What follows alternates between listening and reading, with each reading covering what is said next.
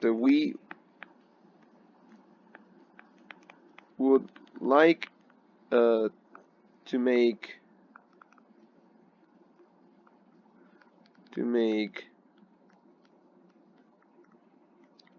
sense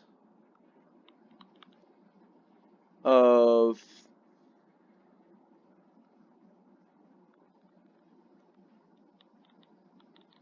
summations of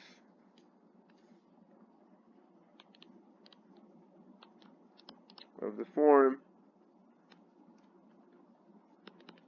I comma j equals 1 to infinity of aij's.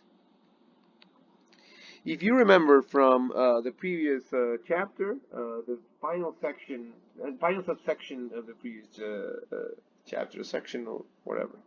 So in section 1.5, I think, we reviewed cardinality. So the previous chapter, the end of the previous chapter, was about how it was about making the distinction between countable and uncountable sets. This set here is countable if you have the ij's such as I and j are both in n. If you think of it, I mean, it's sort of like considering fractions, right? I over j or something. So for each I and j, you have a certain number. So you have a certain a sub aij. So it's more or less like that. In fact, the Cartesian product of two countable numbers is countable. And this is exactly what we have at hand here. So we can actually add this thing, but the question is it's not even about, I mean, whether we're careful or not about the ordering. But to make sense of this, we have to explicitly state in what order are we, I mean, we're going to be adding these things. Okay, so if that doesn't make sense, there's no canonical way, then we cannot just write a symbol like this. So they give you an example, so where they give you the following infinite matrix. So -1, 1/2, 1/4, 1/8, 1/16, then 0, -1, 1/2, 1/4, 1/8, 1/16, etc. And you have the same thing here, -1, and you keep going like this. And you see that the sum here of these terms is always equal to 1. And so if you add in this way, if you add the elements in each row first, then you get 0. So if you want to interpret, if we want to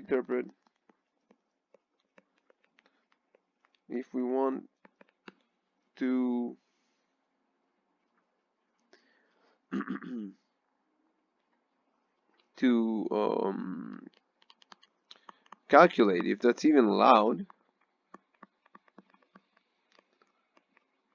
calculate, and you have to be very careful, calculate this sum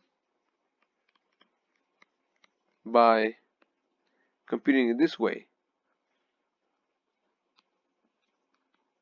So we are adding by rows first, so I equals 1 to infinity, and then we're adding all the elements on each row. So aij. So remember that no matter what j, what I we're in, so in fact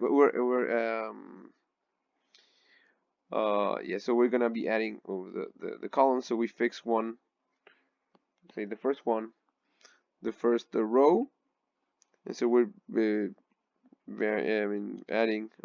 letting j vary. So we're adding all these numbers. Then we're gonna get 0. So we're gonna get 0, and then the whole sum will be 0. However, if you add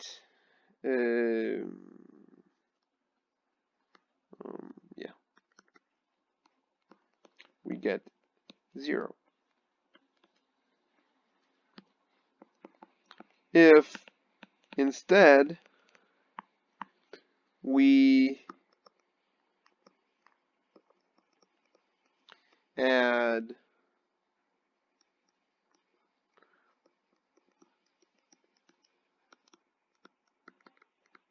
the terms by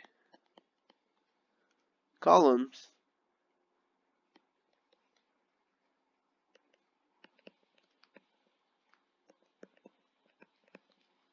then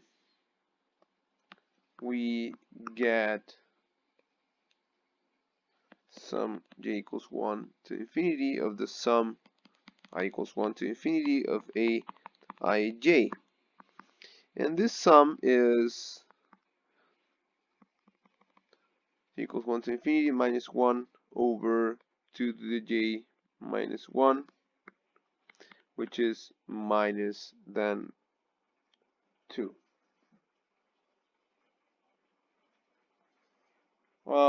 So you see, I mean, if we want to make sense of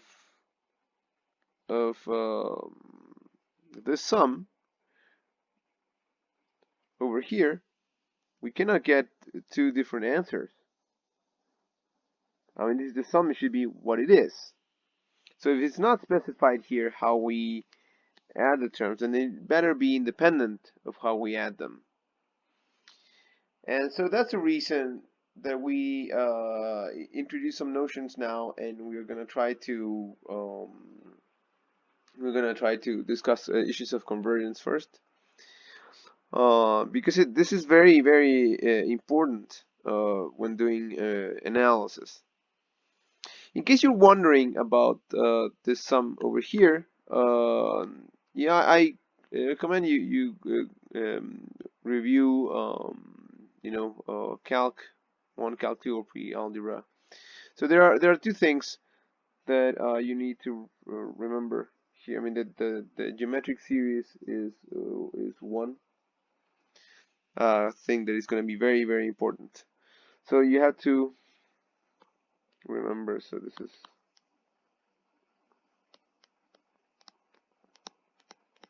going to be very important, that the sum x to the I equals 1 to n is equal to 1 minus x to the n plus 1 divided by 1 minus x, provided x is not equal to 1. If x is equal to 1, it's just n. Okay, and this is, so we can actually write it like this. So this is the two options, two possibilities. 1 minus x to the n plus 1 divided by 1 minus x. X is not equal to 1, and n if x is equal to 1. Yeah, so the sum here, this geometric sum is going to be very useful in our discussion. So basically, everything that we're going to do when we're discussing things about convergence of series and stuff like that will have to do with comparing the given sum to a sum of this form. And so when we're adding infinitely many numbers, well, what is it? So since we have this explicit formula here, we see that this is as a sequence,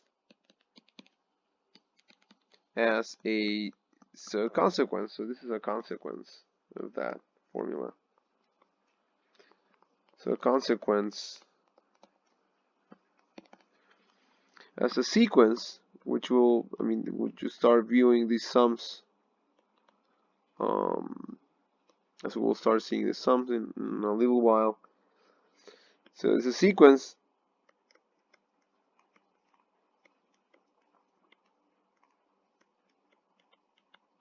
converges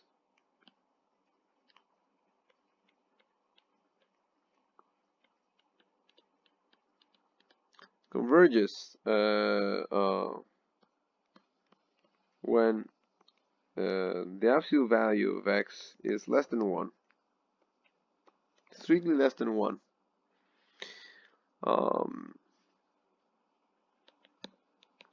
Because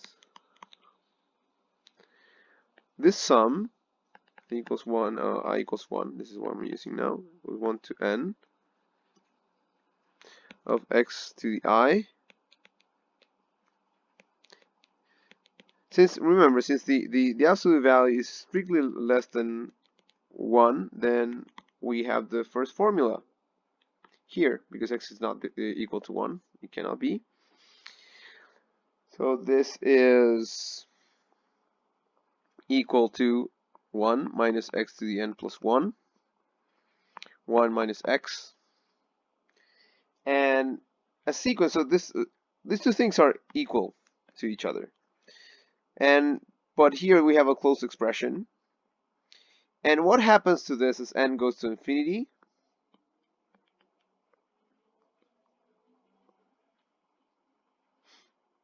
As n goes to infinity, well, 1 here doesn't depend on n. This 1 here doesn't depend on n, and this x doesn't depend on n. The only thing here that depends on n is this. Okay, but what happens to this number? If you have a number smaller than 1 and you raise it to the nth power, then you're getting smaller and smaller numbers each time. And in fact, that number that you raise to the power of n is going to 0. I mean, it's smaller than any given quantity beyond a certain point. So this is going to be going to, the numerator is going to be going to 1, and the denominator, of course, is going to be fixed. How do you know the x to the n plus 1 goes to 0 as, I mean, making it rigorous, goes to 0 as n goes to infinity? How can you prove that?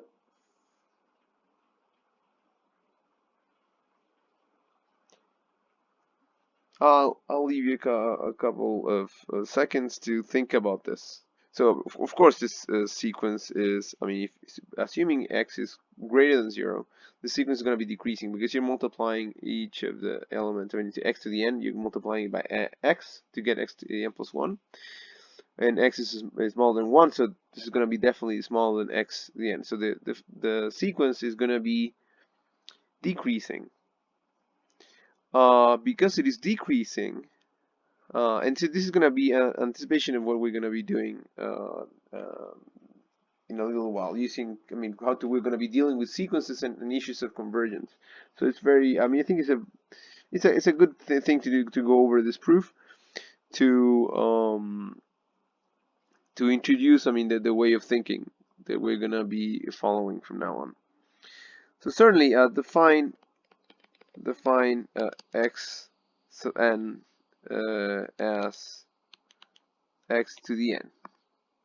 Then x to the n plus 1 is strictly smaller than x sub n. Remember, this is just going to be x to the n plus 1, and this is going to be x to the n.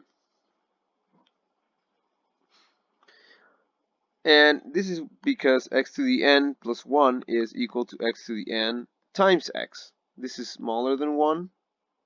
So here we assume, without loss of generality,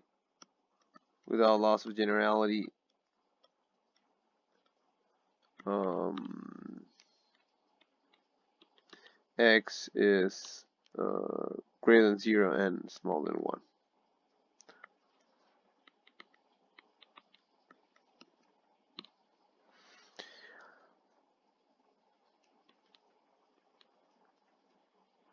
Okay, so this is going to be, so that means that the sequence is decreasing. So x is smaller than 1 times x to the n gives you x to the n plus 1. So this is, you're multiplying x to the n by something smaller than 1, so x to the n plus 1 is going to be smaller.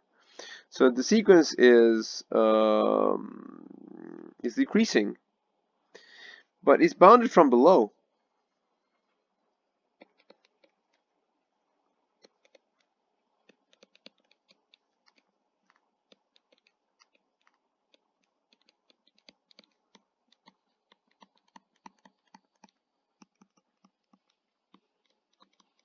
and bounded from below, it's bounded by 0. You're only multiplying positive elements by 0. And what do we know about the real numbers? We have a set that is bounded from below. So the set A, x of n, such as n in n, is bounded below by 0, so it has an infimum.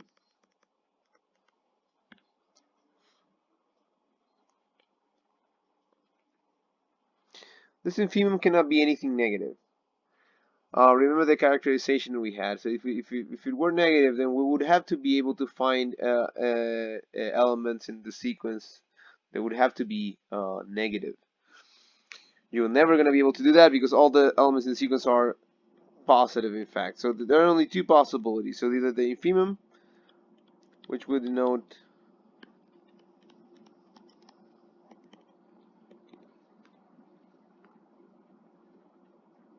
has to be the infimum of A.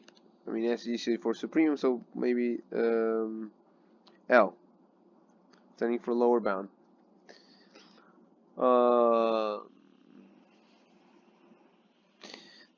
Then L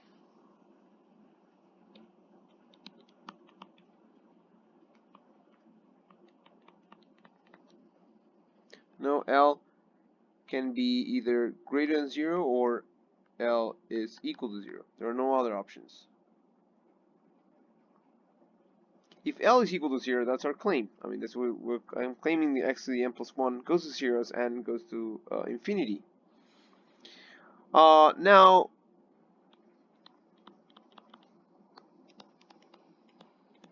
what happens if L is greater than 0?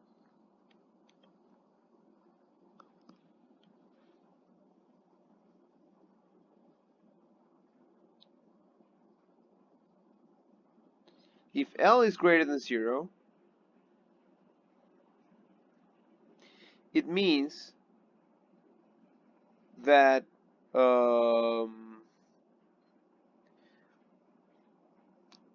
sequence here, so if you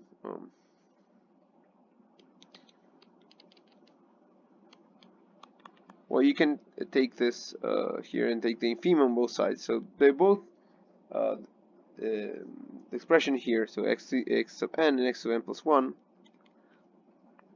they both have the same infimum. I mean, they're the same set. I mean, they describe the same set. But if you take the infimum on both sides, you get that yeah, so you get the L will have to be will satisfy something that you, so this is exactly equal to say x, no, I'm sorry, the right hand side, this is equal to x times x sub n. So what you get here is, so x doesn't depend on n, right? So if we take, say, the infimum on both sides, what you get is that the infimum also, this is the infimum of this side is the same as the infimum of this set of numbers. So what you obtain is x times L is less than L. It's less than or equal to L itself.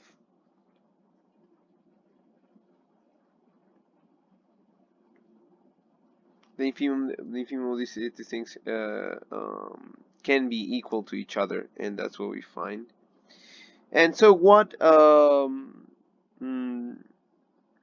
what do we conclude here? In fact, this has to be equal to well, in fact, well, I'm sorry, this has to be equal to L, right? Because the infimum on the right is the same as the infimum on the left.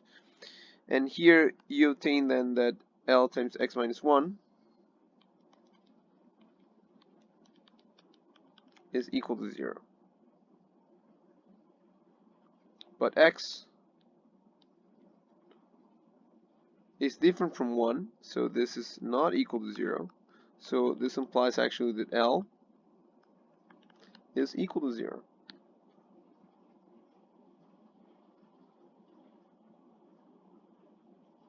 But we assume that L was not, it was greater than 0. So there's this contradiction. In fact, this is the way we're going to reason many times from now on. I was, yeah, so the important point here is if you take, I mean, what we're going to be doing actually later on is just going to be taking limits on both sides, and we're going to obtain the limits are the same thing because they're the same sequence. And so that's where we get this equality here from. And then we're going to be able to arrive at the conclusion that x had to be equal to 1 or that L is 0, which is a contradiction with the fact that L is greater than 0. So I was going over this very loosely, I mean, because we're going to introduce this concepts next, and these techniques and all these things once we talked about sequences in a rigorous way. But and then we're going to revisit this kind of reasoning, and we're going to be very careful, and I'm going to give you a number of steps you need to follow whenever proving statements like this. So this is just, I mean, I was just, yeah, it was yeah, it was not as thorough as we're going to learn in a little while, because I just wanted to introduce the way of thinking, and there are some things that we haven't defined yet. But now you have the idea why this statement is true. So we're dealing with sequences, and going back to the series we started with. So the important thing here is that this series here, this sequence actually, the series is just going to be the limit, if it exists, of the sequence. So this thing here doesn't depend on I. Remember, I is a dummy variable. What this depends on is on how many terms we have added, so on n. So what we're going to denote here is we're going to denote this as Sn. And this is of course going to be a sequence. For each n, we're going to have a certain real number, which is going to be the partial sum. And this partial sum is going to be, for each n, is going to be the nth element of a sequence. And what we found out here is that this sequence converges to 1 over 1 minus x, provided x is less than 1, I mean in absolute value. And in fact, this is essential for us. As I said, most of the things, I mean, I don't know if you remember from Calc 1, the ratio test, or the well, the other tests that you must have covered back then, but they all have